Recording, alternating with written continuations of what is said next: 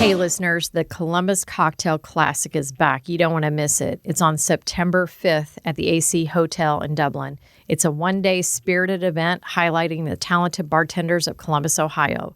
You'll have the opportunity to sample craft cocktails from local vendors and attend educational seminars led by local experts. The grand finale, you don't want to miss it. It's the Cocktail Culinary Throwdown. It's a team competition that pairs up a bartender and a chef. So get your tickets at www.thecolumbuscocktailclassic.com. Welcome to If This Bar Could Talk, a podcast about bartenders and the stories they have to tell, as well as the storied history of cocktails, spirits, and bars. Welcome to the Takeover. This is PJ Ford. I'm switching things up here at If This Bar Could Talk. I have a gun in my hand that looks like my thumb and forefinger, or pointer finger. That's a forefinger. All right. Index finger. Index finger. And I have Blair Beavers and Leigh Ann Sims here, and I'm interviewing them. And they're very nervous. I'm not nervous. I have a big manila folder of a lot of photos. So welcome, guys. Thanks for coming to my podcast. Absolutely. It's great to have you here. Thanks for having us, TJ. We've been trying to get you here for a long time. Greg and I have been beating down your door. You just are highly sought after people. I wish. And we all know these are two fantastic people who do a lot for this city. Cocktail tours, conventions, contests, this podcast, and several other podcasts. So it's great that we're going to be able to get some insight into you guys and see the people behind all this stuff. We're pretty boring, actually. Oh, no. Because you're so modest, obviously. And so we're going to try to crack that shell and get to see who are Blair and Leigh Ann. Let's do it. Yeah. Are you going to make us cry? Is this like going to be Oprah? Or... Yeah. We're getting deep. We're getting real deep. Well, I'm glad it's a podcast because I'm a really ugly crier. So. Okay. Well, let's bring in both of your parents right now. They're behind the door number one. Yeah, so it's like crazy because you guys do all of this on top of your jobs that aren't service related, right? Correct. Right. Yeah. So what do you do? So I'm a healthcare consultant. So I work with doctors to help them run their practices. So I do that. For many years, I owned a company, a consultancy with lots of employees. But things changed in healthcare a few years back, and kind of the bottom kind of fell out. So now I just have a handful of clients that are pretty low maintenance. So I'm very fortunate to be able to be flexible in my day job schedule, so I can pretty much do all these side hustles. So. Okay. You were truly Dr. Jekyll, Mr. Hyde, Mrs. Hyde. Helping people in a day, and then you're just getting them wasted at night. Well, no. I don't do any clinical stuff. It's all on the business side. Okay. Yeah. All right. Over to you, Blair. I am a graphic designer. I worked on my own for many, many years, and for the last 7 or 8, I have been full-time at Nationwide, and I do all of our visual, social media, and whatnot for all of our various things. So you can either thank me or blame me. And you design the Pelotonia kits every year for Nationwide. I do that also, among other things, yeah. Okay. And you participate, right? And I participate. Yeah. Okay. Yep. Do you both? Oh, no, I can't. She cheers. I mean, I can, but I'm terrible. Yeah, I stand on the road with the cowbell and cheer him on. But yeah, he's one of a few people who have done every mile every year since the beginning. So nice. 200 miles for 13 years. And like the water line where people are handing out water cups, you have this bottle of Balsamic, and you're just like, Blair's like, yeah. Now I can keep riding. Well, so this is like a two-parter, I guess, but like these are all so far from like the service industry. I mean, not technically, you are helping people, you are providing like services to people, but like, have you ever held service jobs in your past, and what were they, first of all? So my very first job when I was 15, I was a waitress at the Hungry Pelican in my hometown. That sounds awesome. And then I worked. Where is your hometown? It's New Albany, Indiana, just outside of Louisville, Kentucky. Okay. And I worked at the golf club where my dad was a member for a long time. I worked in the snack bar, but that's it. Okay. Oh, wait, I worked for a catering company, too, for a while when I was a kid. All right, well, that's pretty big. Yeah.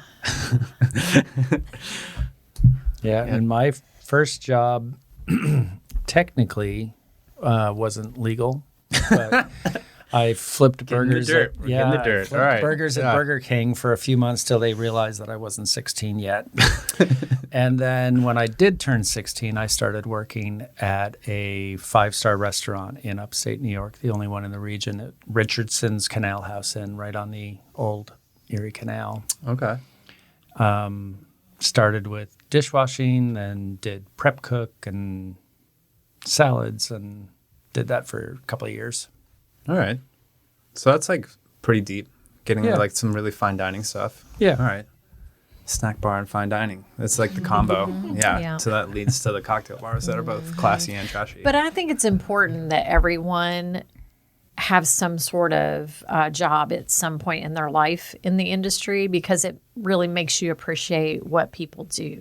Yeah. For sure. You know, I can remember just as a kid, this guy screaming at me because I didn't know what clams were. This was a seafood restaurant, but I was just a kid. I never ate clams before. It's Podunk, Indiana. Like, I don't know what the fuck a clam is. And he like yelled at me, and like I was just like ready to cry. And thankfully his wife made him apologize to me. But you know, I was just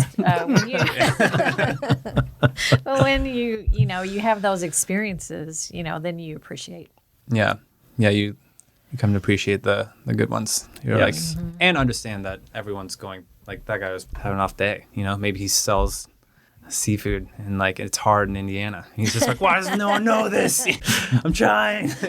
There's no excuse for being mean ever. Yeah, no, definitely not. Yeah. So how did you guys come to meet then? Like, where do you two enter the picture for each other? We met at a bar. Oh, it's Kinsmith. Yeah, this is amazing. All right, which bar? Where? The Rossi. The Rossi. Short North, yeah. Okay. Yeah. So I was a regular there. Well, we were both regulars We there. were both regulars there. I was a first shift regular, though, is what I called it, because I went after work. So I had dinner there almost every night. So I would either go to the Rossi or Hyde Park. And so I was coming off of a really bad date one Friday night. And it was after my bedtime, which was like 10:05. And I was going to go home, and then I thought, no, I'm going to go into the Rossi. And that's where we met. Yeah, I was sitting in her seat. I didn't know it because I usually would go in around 7 or 8 and stay until 10 or 2, depending on the night. And I was there a with wide range, by the way. well, you know, 4-hour range. It's the Rossi. it People depended linger. on the night. Yeah. And I was there with friends, and my one friend that I was sitting next to said, "Oh, I know her. I'll get up so she can sit down." And I saw that she came in and hugged the head chef, so I knew she had to be family. And so, Chef Andrew Smith, love him. yeah, so I invited her to sit down, and we drank bourbon and started getting to know each other. Yeah, and the first Beautiful. thing that we figured out was I always ask everybody what their sign is, and his is Scorpio, and I said, "Oh, really? Because I'm Scorpio too. What month were you born?" He was like, "October." I was like, "Really? Me too. What day?" And he was like, "The 26th." I'm like, "No way!" And so we have the same birthday. Oh my She God. made me show her my ID Yeah, to prove it. I would ask that too. Yeah. Like I would prank her for the date. I might lie about the year. Come on. Well, you never know. You never know. Yeah. Especially nowadays. Yeah, so then- that probably was. You know, we started talking about whiskey, and so I was like, well, you know, I have a pretty nice collection myself, and so he said, well, you know, whose house should we drink at first? So I was like, well, let's do yours first, and so he invited me over, and we had. Now, to be fair, back in 2014, I had 2 really nice bottles that were not available in Ohio yet. It was before 2014. Or 2012. You're right. Yeah. It was 2012. I had a bottle of Angel's Envy and a bottle of Noah's Mill. And I was pretty happy with that. Yeah. Yeah, it was okay. And that was not what she was used to. Oh yeah. Because she always had bottles of Blanton's, Pappy Van Winkle, and goes up from there. Yeah. So- Yeah. Back then, I could email Julian Van Winkle and say, hey, can I get some bottles? And I used to give them away as Christmas gifts to my bartender friends, like Pappy 15 all day long. Yeah.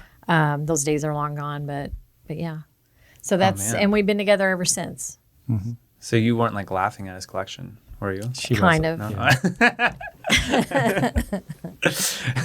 She's like, oh, I was like, I got to teach this man how to Oh, drink. wow. Okay. I didn't know who I was with. Yeah. I had no idea. Yeah. Oh, man. That's Yeah. great. So you met in a bar. Like, that's just so beautiful. Yeah. Is that what, like, so you guys already had previous interests in, like, whiskey and kind of, like, the distillery culture beforehand? Were you, like, well, 2014, 2012. like, craft cocktails in Columbus were probably kind of just starting to boom, Just, yeah. Were you kind of on that trend yet, or were you kind of just... No. So both of us were young parents. And so we started drinking late.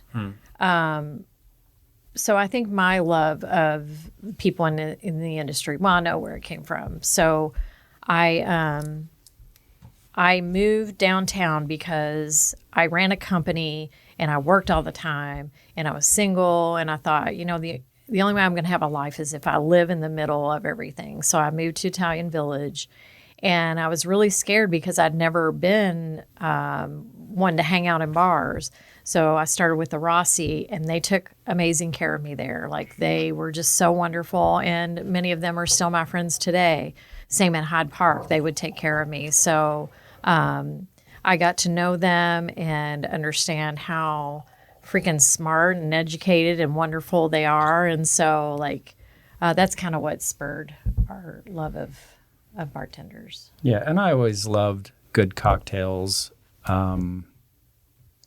Spending time in Italy, it had some of, classic martinis and whatnot that I don't know that the craft trend was starting there or any earlier, but at very least the good cocktail hour was a thing. Right.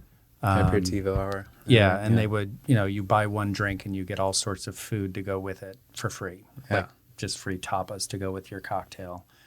And that was kind of like the start of my love for cocktails in addition to whiskey Okay. and gin. But being And from tequila Louisville, the Louisville area, whiskey was always on my radar. So Yeah. it's just Yeah, kind of a in your natural blood. thing. Yeah. Yeah. So then when did, that was 2012. So when did the craft cocktail tour start? So that started around 2014 is when you had the idea for Behind the TV Stick. show, yeah. So she TV had, show? Yeah. Oh. You guys Yeah, done a so I TV wrote a show. pilot for a TV show called Behind the Stick. And we did rehearsals and everything. We had a cast. We had, We had sponsors. yeah. Really? But it costs a lot of money to make even a pilot. Like we're talking $60,000, and we just weren't going to put that kind of money into something like that. So a lot of harebrained schemes came out of writing that pilot. So I said, well, how about if we start a cocktail tour and maybe we can make a lot of money doing that and it would be enough to fund this pilot. We've never made any money on the cocktail tour. So, I still want to do the show. I think it's awesome. It's sort of like Chopped only for cocktails, but it has a history element to it. So like the first episode was the Hemingway. So like everyone had to know what Hemingway drank, the type of, like he was diabetic, so he couldn't have anything too sweet. And so we talked about him and his history and how cocktails were made for him, created for him, and stuff like that. So it's chopped with a history. Yeah, in our amateur cocktail competition, I'm not really a bartender. Yeah. That spun from that as well because that had to have a component of history in it as well. Okay. So a lot of these things kind of came from that, and a lot of the judges and contestants became Craft Cocktail Tour participants. Oh, cool. So Gary from Denmark was one of our judges. Oh, wow. And Todd Adam from Hyde Park was one of our contestants. And it just all kind of... Alex Chen was one of our Alex contestants. Chen was one of our contestants, yeah. Sammy Baker. Yeah, so we had fun. It Yeah. was fun. So the tour came out of trying to fund the TV show. Yeah. Yeah. And that was, you said 2014 when that came about? Yeah. Ish, yeah. Ish. And then the tour is actually started, I want to say the first tour was late 2016. First tour late 2016. Blind Lady Tavern Okay. was our very first stop. Yep. So when you look at like the bar industry today versus what it was then, because I sometimes like have like, you know, being in it then, and I was like working under, especially back like before I started at Home Fair, I was working at Mouton and I worked at Giuseppe's. So I was working under people like Logan Demian, Sean Ward, and like they were just like brilliant minds. And you had Curie Open, like it just seemed like there was like this crazy golden boom. And then I'm like, they're not here anymore, which doesn't mean anything because there's still beautiful talent here. But like, so like I feel like the boom's still happening, if not. But like, so how do you guys see it, especially being of like an outside eye? Like, how do you see, like, what did the cocktail industry look like coming into it then? And like, what does it look like to you now? In my opinion, it just keeps getting more and more exciting. While we miss all those people that you mentioned, we hate to see people leave the industry, but on their heels are these really talented, enthusiastic new people coming along who are bringing new ideas and new, bringing old techniques back to current. And so I think it's still really exciting. The difference between when we started and now, I think, are the old techniques being new again. Like, I didn't know that fat washing was an old thing. Yeah. I didn't know that egg white cocktails were an old thing. Yeah. Making the old new again is. Yeah. I would also say that when we started, there was still a learning curve in the community. Yeah. We had to also instruct and through with the bartenders kind of teach people what the difference was, why craft cocktailing was different from just going and getting a cocktail somewhere. Right. That seems to be changing. Like, people are more aware now of that whole trend. You mean the general being population Yeah. understands craft cocktailing as opposed to just getting a more than margarita. more than Yeah. 5 years ago, for sure. Yeah, when I was at Mouton, it was very much like hand-holding through the entire menu. Like, this is what this is, this is what this is. And now at like Matchsticks, it seems like people are coming in telling me what my menu's like, because Yeah. they read all the books and they like experimented so much at home. And like, yeah, it's like definitely in the forefront of like a lot of people's minds where I'm like, all right, let's switch places. You make me a drink, I'll sit down. Yeah. Thank you very much. Yeah. I'll be here the rest of the night. Yeah, people are far more savvy than they used to. Exactly. That's for sure. Yeah. Yeah. That being said, like, where do you see any, like, what do you see trends? Do you see like a future that Columbus has? Do you see like, what do you see for it? Like, what do you see? Like, or maybe even like we can scratch like, what do you think it might be, but what would you want it to be? Well, I guess first and foremost, we hope that all of the bars are able to stay open. We hope that they all survive and do well and thrive. And I think it's going to grow. What do you think? I see it growing as well. I think that it's been on a good trajectory. It kind of got paused there for a little while, but it just feels as though Columbus is becoming more and more recognized as, yes, it's a smaller market than, say, New Orleans or LA or New York, but it has all of the ingredients, so to speak, of providing that same kind of craft experience that those big markets do. I think also, too, the movement is spreading out. It's not just in downtown anymore. It's, you're in Worthington and, Riley Robson was in Bell Fountain teaching them about craft cocktails. Yeah. So that's There- really fun, too. Multiple places in Powell, and there are Yeah. several places in Dublin now. Yeah. And Even so- like Easton seems to be popping Yeah. up. Like Yeah. At the Beeline. Beeline, like at the Huli Huli competition, she I'm blanking on her name. I'm sorry. She deserves the recognition. But she ended up winning like People's Choice, which is great. That's great, No. yeah. No, Genevieve won People's Choice. She won. She had a knife fight against the the guy who works at Seven Sun, and then she won that round. So Oh, cool. okay. So like even people at like Easton are like starting to like step up their game and realize like if like cocktail menus are like a standard now in restaurants and bars, you know, like if you're going to open up a place, you better have a good cocktail menu, you know. But here's what we would like to see, PJ. We would like to see, you know how there are 5 Diamond Awards or the Michelin, or what's the other one that isn't as fancy? The restaurants.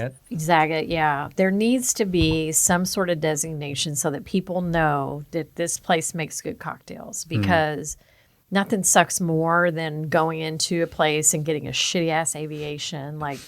And if you know that, you're just going to order some wine or a shot or something simple. Yeah. So I wish there was, and maybe it's a stamp from the Columbus Craft Cocktail Tour on their wall. Yeah. Yeah, maybe. Yeah. Yeah. That could be the future. Which I think like that wouldn't be necessarily a bad thing, because some places who aren't trying to be known for their cocktails, I think sometimes people go in looking for cocktails and then they drink the cocktails, and maybe they're more focused on beer, wine, what kind of collection they have, or the food, and then the cocktails unfortunately don't follow, but then like they base it off of that, you know, Right. and the And place it's gets off a of And bad think rep. they hate it. Yeah, you know, so like might not be a bad thing, and then it might, like you said, try people to force them to try the wine, or I don't know, look at it from a different perspective than just like a cocktail bar. Yeah. People being cocktail savvy brings me to think about the people you bring onto the tour, actually, because a lot of them don't seem too like wide-eyed or like glossy-eyed when I start describing something to them. They all seem like they're like, yeah, I get it. I'm right there with you, you know? So like, do you guys do any kind of like, what's like the routine? Because I've only seen it being on the bar side, but like, do you guys do any kind of prepping to tell them like, hey, like keep an open mind or something? Or like, do you like do any kind of like no Nope. intro No. speech or anything? Now we just ask if they're allergic to anything. Oh, okay. No. And then when we're walking between venues, we might fill in some gaps if they have more questions. Then we try to answer them about the spirits or the, you know, the techniques or whatever that we happen to see at the last spot.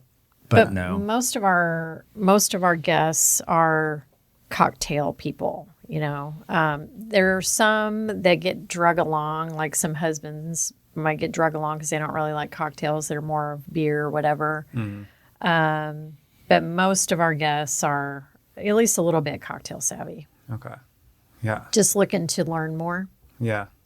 Cocktail curious. Cocktail as curious. it were. Stay cocktail curious. How do you guys stay cocktail curious when you're at all the cocktail bars? Oh, it's easy. Yeah? There's so many wonderful menus out there. It's like, and you know, I have my go-tos at certain places, but I love trying different stuff everywhere I go. So, Right. and I overheard a woman ordering a cocktail. I was at Citizens Trust, and she ordered a mezcal last word. And I love mezcal and I love a last word. It just never occurred to me to switch out the gin for mezcal. Yeah. And that's one of my favorite. He makes them for me at home now because they're Okay, nice. awesome. Yeah. Can't go wrong with like any form of last word, you know? Agreed. I actually had that one customer ordered a Knob Creek rye, very specific last word. And I was like, I just didn't think of like a brown spirit being in like a straight last word. You know, Yeah. I always thought like I would have to change something up. And I made a little sample one for me too. And I was like, my God, that is so great. You Yeah, know, I wouldn't so- even think of that either. Yeah. That's funny. Yeah, Because that's what, chartreuse? Luxardo You and wouldn't lime. think that, I mean, the Luxardo would go perfectly with the rye, but the chartreuse seems like it would be weird. Yeah. I mean, there's some like stirred cocktails that are coming to mind immediately with it, with like brown spirits, aged spirits. But like when it comes to like shaken cocktails, I didn't think of it. And like lime too. I don't think of like lime and bourbon a lot, you know, Right. like, or rye a lot, you Yeah. know. So yeah, that was like kind of an eye opener. That's another source of Well, learning too, is like just from your customers. Kentucky Mule. Yeah. Kentucky Mule. Yeah. Yeah, that's true. Yeah. It's got to be hard though. Like, so it's cool that you guys have like a very active mind and like because you're always like in the places that are on We like do, the forefront. and it also, I think, since we're visiting so many bars, both on the tours and for our R&D, it exposes us to more great ideas. And, we should have that on our home bar. Oh, we need to buy a bottle of that. Yeah. But then, I'm kind of a creature of habit a little more than she is. And not that I'm less adventurous, but more often than not, I'll get a simple cocktail that I know I love and know He's they more can. fussy than I am. Okay, fine. Maybe that too. Man, I want to see like 3 drinks in, you guys at home. It's just like probably like Leigh Ann's out of the bottle while Blair's just stirring something up, pouring slight measures of things. No, the cocktails are always good at home. Yeah, he makes all the cocktails. I cannot make cocktails. Not with that attitude. You better start doing it. Then you'll be making them. I'm terrible at it. So she says, so that I continue to make them. Oh, there's the game. That's what I do. And then realize no one's in my house. And then it's like, okay, well, no one's going to make me anything. Yeah, what's your bar like? Give us like a description. I know I've seen your bar, but that was also like a year ago now, I think, when I interviewed Sarah in your house. And you've moved since. So yeah, give people no one can see it, but give them a visual of your bar. A lot of whiskey. Yeah. Like what percentage would you say? Probably 98. 90. I would say 2/3 of the bottles, maybe 3/4 of the bottles are whiskey. Okay. But we Bourbon love rye. we Lots love of gin. Dickel Tabasco. Lots of that. Yeah. I still got have. it. I came across that the other day. So we just moved, and so we still have a lot of stuff in boxes because the house is still under construction, and or under renovation. And I found that Tabasco in a box. I still want to make a Bloody Mary with that. I think it would be wonderful. Yeah. You go well. Yeah. see. So there's that. There's always gin. There's always tequila I love tequila, mezcal. and typically mezcal. There might be random bottles of scotch or Irish whiskey as well, Love rum too. and rum. And then we'll always have Luxardo, Campari, Aperol, green chartreuse at least. Probably some like Domaine de Canton, maybe some Saint Germain, No. but like a little bottle like of that Saint-Germain. once in a while. You know, like the bartender's ketchup? It's too Always several floral. bottles of bitters. You guys carry any Amari? We do have several Amari. Almost always Chinar. Almost always That Nonino, Nonino. because we love paper planes. Sometimes a Montenegro. Sometimes maybe a Ramazzotti or something. But No, yeah. Fernet. No, No, Fernet. no. I like it well enough, but I don't know how to use it so well. Yeah. Whereas the dark Amari, I can easily make either have a sip or make a Black Manhattan and know what I'm going to get.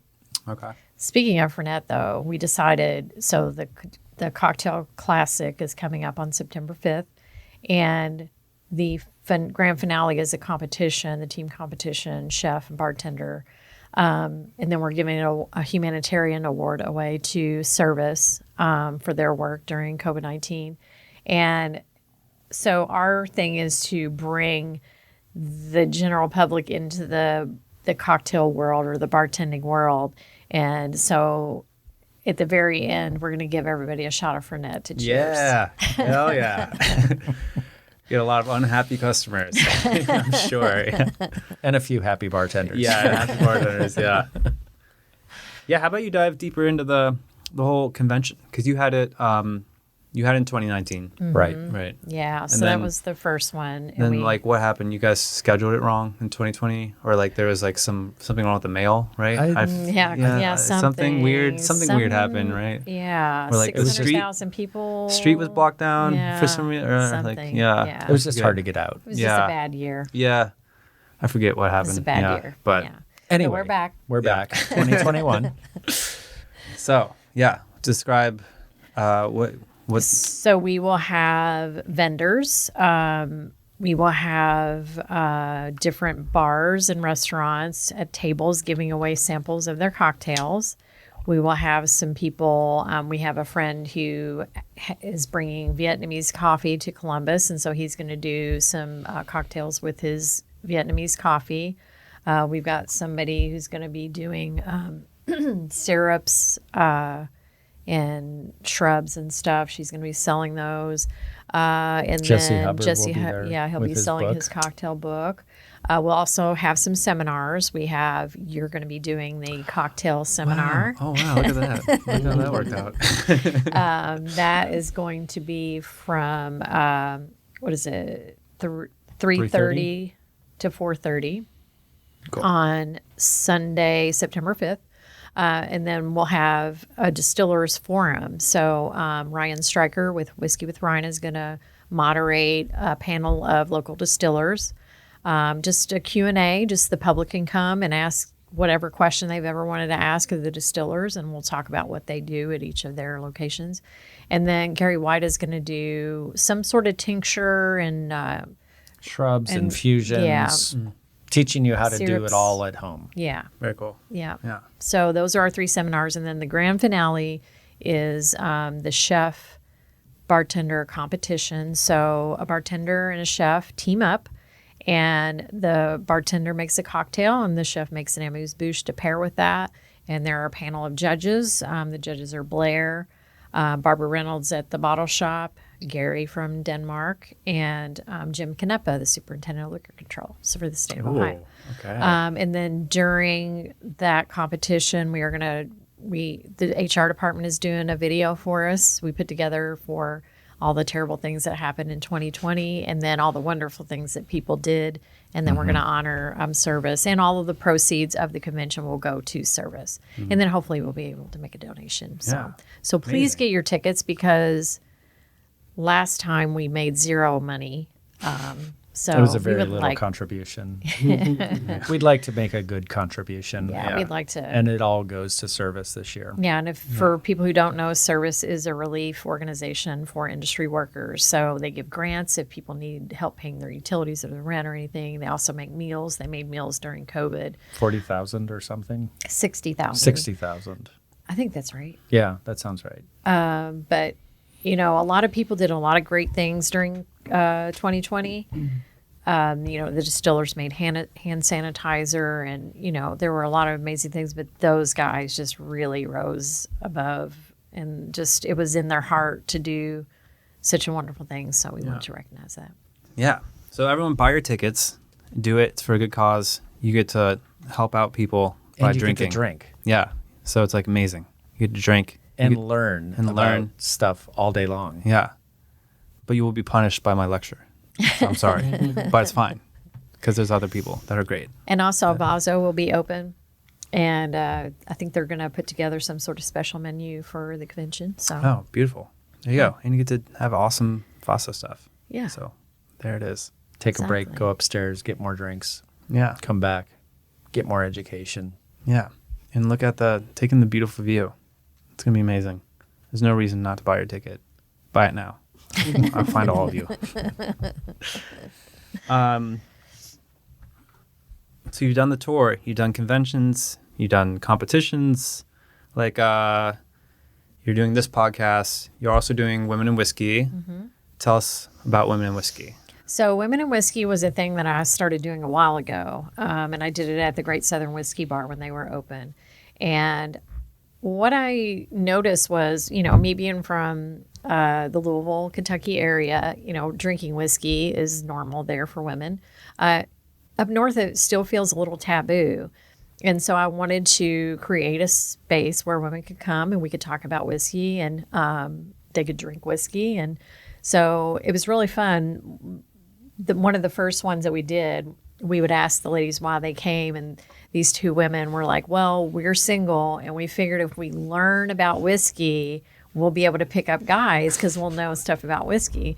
And then there were older ladies like my age who were like, we've been drinking whiskey for years. We just wanted to come and learn about it, and just have a fun place to go to drink whiskey. So that sort of did morph into the podcast because I was sitting on my friend Megan Mitlow's porch drinking whiskey with her neighbor, who was a female. And they started talking about their day searching for whiskey and how these men kept coming up to them in the aisles saying, oh, you should stick to this. It's sweeter. You probably won't like that. Or, this is what you want to look for. And then like going to checkout and the guy being like, oh, are you sure you want this? And, they were like, what the fuck? Like we know just as much as they do, if not more. Yeah. And they were like, I wish they would just stop mansplaining me. And I was like, that would be a great podcast. So that's how the podcast started. Mm-hmm. So the tastings have been going for a while, but the podcast I just kind of combined the two. So. Yeah. That's awesome. And like an eye opener. Cause like, I think just like there's not much accessible whiskey knowledge in Ohio, like we have like Kentucky, obviously it's everywhere. It's like within your veins. So everyone, I'm just like fluent in the whiskey language, but like, there's like the stereotype of like women drink vodka or clear spirits, men drink whiskey and like, they just do their thing, it's like, so it's funny that you like, it's awesome that you're bringing light onto like the women who are like, no, I break the standard, and like, I don't know, what are like the effects of that you've seen so far? Well, I think that people appreciate that I'm highlighting the women, and it's my favorite thing to do right now because the women that I've met, it's just been amazing. They're so my very first podcast was with Uncle Nearest, and so Fawn Weaver founded Uncle Nearest, and she's this amazing person. She's far too busy to be on my podcast, but the next best thing was Sherry Moore. And Sherry Moore, we had met a few years ago in New Orleans at the Bourbon Festival. And she's this amazing woman who ran Jack Daniels for 30 years. But nobody knew that because they didn't want people to know that because they were afraid that men wouldn't buy whiskey if they knew it was made by a woman. Yeah. And then Lisa Wicker and Nicole Austin and all these, I've interviewed whiskey scientists, and they are engineers generally, and they work their ass off to get the title of master distiller. And most of them don't call themselves master distillers, but they truly are, and they've mastered their craft. Why do they not call themselves that? It's just like you guys don't want to be called mixologists. They feel like it's pretentious and that somebody should name them that rather than them calling, Right. Okay. So it's a humble thing, guys. All right. But just like with you bartenders, I call you guys mixologists if you are mixologists. And if they're a master distiller, I'll call them that, but they won't say that about themselves. Okay. That's an important thing too. Like you are a mixologist. You're also a bartender, but you're a mixologist. So to me, there's a very clear distinction. Yeah. I try to tell like new hires, like mixology is like when we're not working, it's like on prep day, but like when you're a bartender first and foremost during a shift, because you gotta, like, that water should not be empty. That water should be full all the time. I love that. That should be, That makes perfect sense. Yeah, it's about bartending. So like mixology is like off the clock. Bartending's on the clock. But not everybody is a mixologist. It's like not all whiskeys are bourbon. Yeah. and not all cooks are chefs. Yeah. Very true.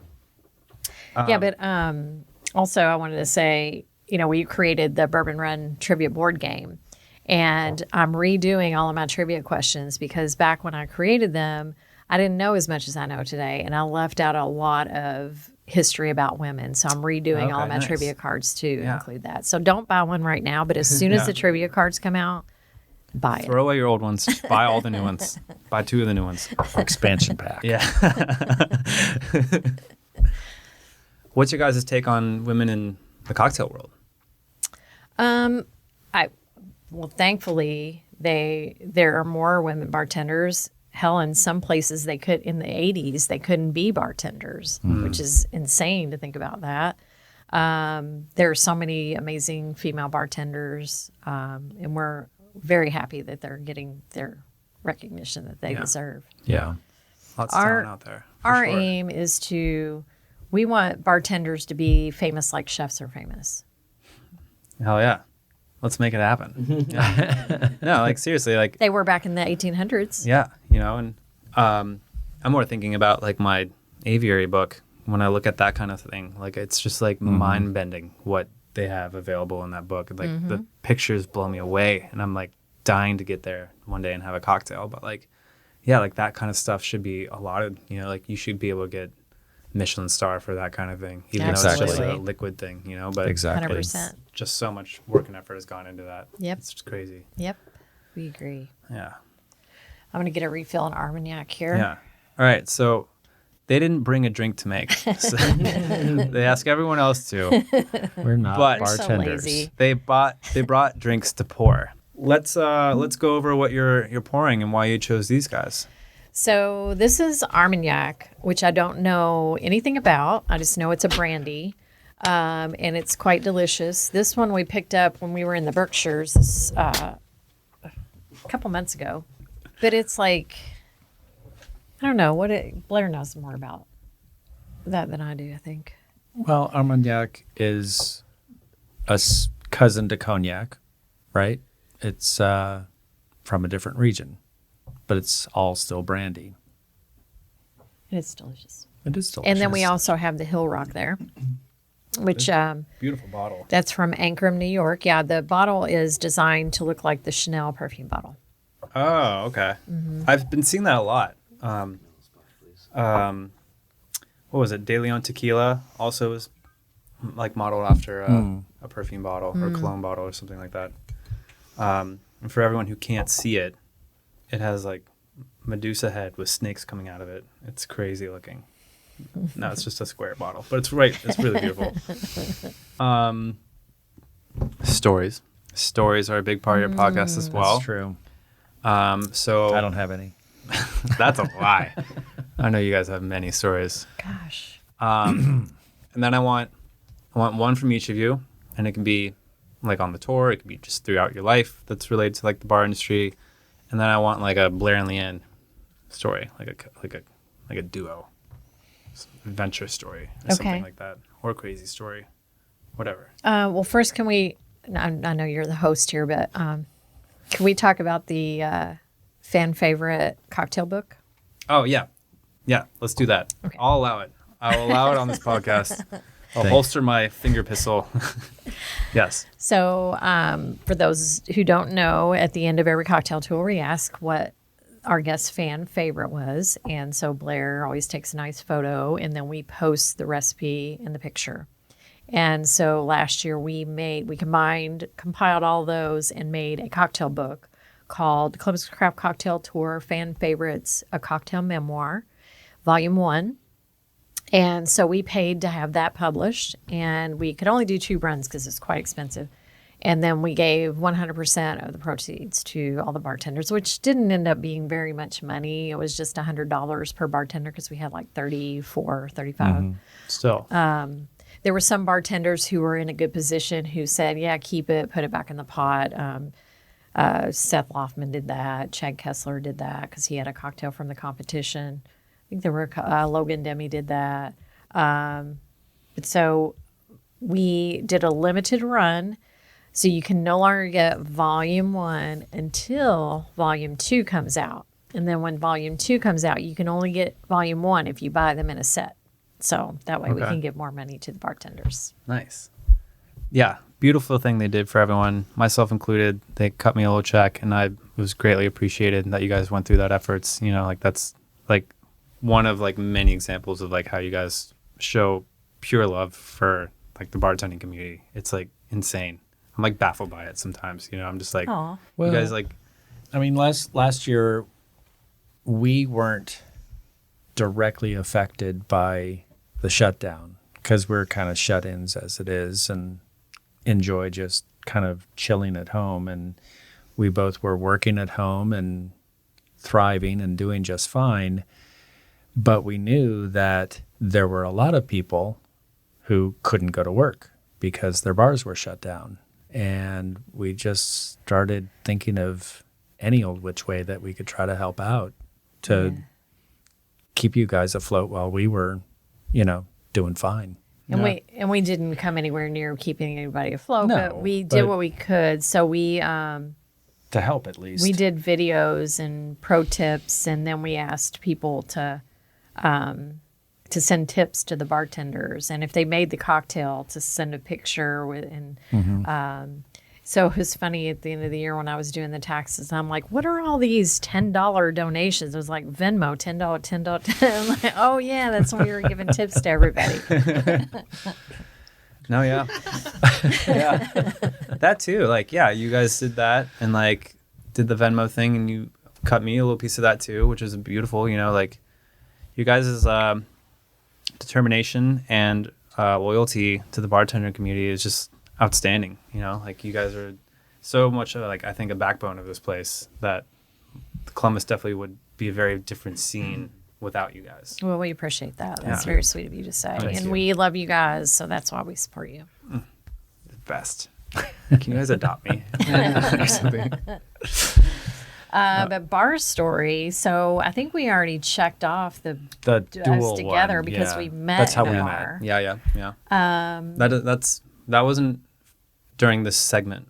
So we have to come out with PJ rules.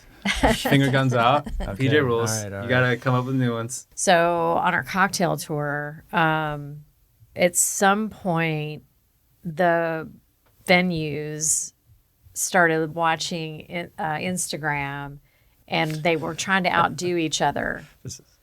So it was a tour with just two people.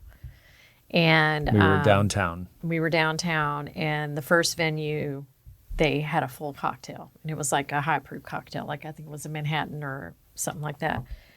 And so then the second venue saw that, and they were like, "Oh, I have some whiskey or something that we want you to try." So long story short, everybody tried to outdo each other, and our guests were super drunk. So much so they drove to the tour, which we tell everyone not to do that. Mm-hmm. They did. We had to insist that they not drive. We had to put them in it, pour them into an Uber, and get them home because they were really Oh my drunk, God, that's really. amazing. So then we started telling our venues, okay, we want people to remember the tour when it's over. So don't Don't give outdo more than each one other. cocktail unless it's a half, so. 2 halves is fine. Yeah. That's really funny. Yeah, it was a lot. Oh, so what's your story? I don't know. All right, so I'll tell you a joint story then. Okay. Cool. So I'm think not good with our stories. joint story I'm not either. would be, so this was very recent. You can tell this story. It's about the people who live next door to us. Yeah, so we're doing a tour just a couple of weeks ago and getting to know the various couples. There are 3-4 couples on the tour. And the one couple, we were talking about the fact that we just moved from downtown, and they're like, "Oh, where did you move to?" And we told them where we moved to, and they're like, "Oh, we moved to Reynoldsburg area, but it's just over the Licking County line. But it's still Reynoldsburg." And they're like, "Really? Where?" And we're like, "Well, we're on this street." And they're like, "You're kidding me." Like, "No, well, why?" And they're like, "Well, we lived right next door for a number of years." Oh, so wow. they were, until she bought the place, they lived next door. Yeah, so I've owned the house for many years. I just never lived there. And so, yeah, they built the house right next door to where we live now. I mean, what are the odds? What are the odds? Yeah, that's crazy. I thought it was going to be another birthday story. And they're like, "That's our house." And they're like, "We've been living together this whole time?" It's kind of like that. Yeah. That's nuts. That's funny how small this world can be sometimes. You really think you're in your own little bubble, but no. Everyone's It's all out there. connected. Yeah, it's all connected. That's Yeah. really cool. Another fun bar story. I used to go to Hyde Park a lot and have dinner there, and I love sitting at the bar there, especially during conventions and stuff, because you just never know who you're going to meet. I met so many people from all over the country, and one day I was there during the Arnold, and this man walks in and sits down next to me, and he was telling me that he had checked into his hotel, the Hyatt. And he was like, when he was walking up the sidewalk, he was like, I saw these really fit people. And I was like, what the hell are they eating in Columbus, Ohio? Everybody is so fit. And the concierge told him that it was the Arnold Class. And I was like, ah. The Ohio culture is funny. I was coming back to Ohio. I think this is when I went to Montreal for something. And this woman was on the plane, and she was sitting next to me, and she's from Arizona, Phoenix.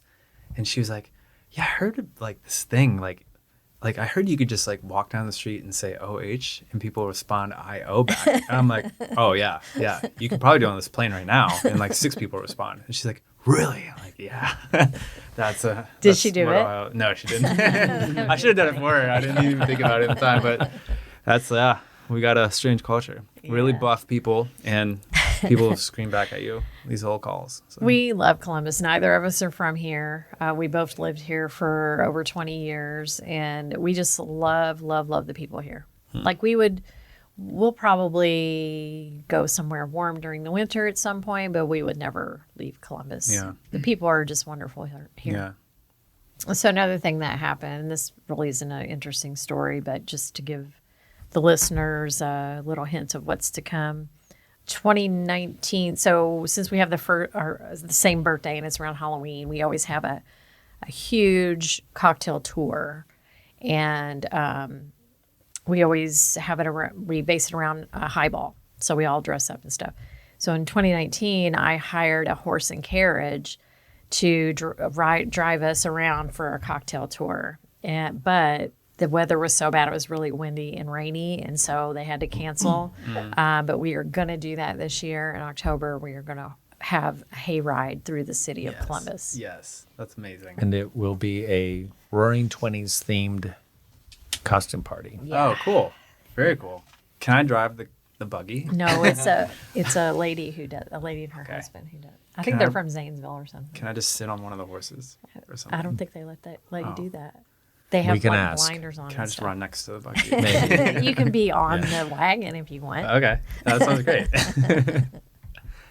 the hayride. So it looks like we're getting short on time. I have to feed them now since they're my hostages. So I have to be somewhat ethical, and we got to record this hostage video to send to Biden. Thank you guys so much for your time. Thank you for doing this, PJ. We love you. We appreciate it. I'm super honored. I'm super honored to do this. I brought it up. I didn't think you would ask me to do it, so I'm super happy. Well, you're the only person that brought it up, and you were like, if you want to hear from Leigh Ann and Blair, let us know. Send us a message. Not one person sent us a message. What? Not one person. How? Nobody gives a shit. I give a shit, and I'm going to make everyone give a shit. That's why we called you. That's why I kidnapped you, and I'm going to kidnap everyone else and make them listen to this podcast. Awesome. Play it in Natalie's and everything. But All right. 2 people who do a lot for the city, contribute a lot financially, emotionally, and with all the knowledge that they can give to everyone who are curious about cocktails. Blair and Leigh Ann, they're amazing. Give them applause. Yay! Thank you. Continue to support them. Buy your tickets for the convention. Buy the book. Go on a tour. Go on a tour. Get the game. Listen to Women in Whiskey. Buy their merch. What's your website? ColumbusCraftCocktailTour.com. Yeah. And the convention is theColumbusCocktailClassic.com. Okay. And then your phone number and social security. Okay.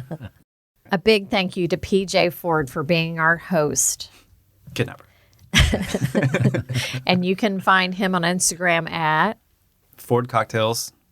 And PJ is also a talented photographer. So if you need some pictures took, Joss Ford Photography. And I have a website, jossford.com. thank you. Cheers. Cheers, guys. PJ. Cheers. Cling, cling, ching, ching. Listeners, please rate, review, and subscribe wherever you get your podcasts.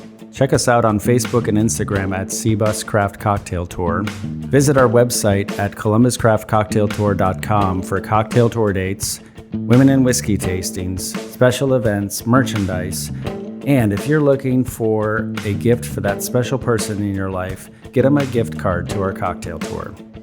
Thank you to our producer, Greg Hansberry, and to the biographer for our original music. And please remember to drink responsibly and be cocktail curious. Cheers.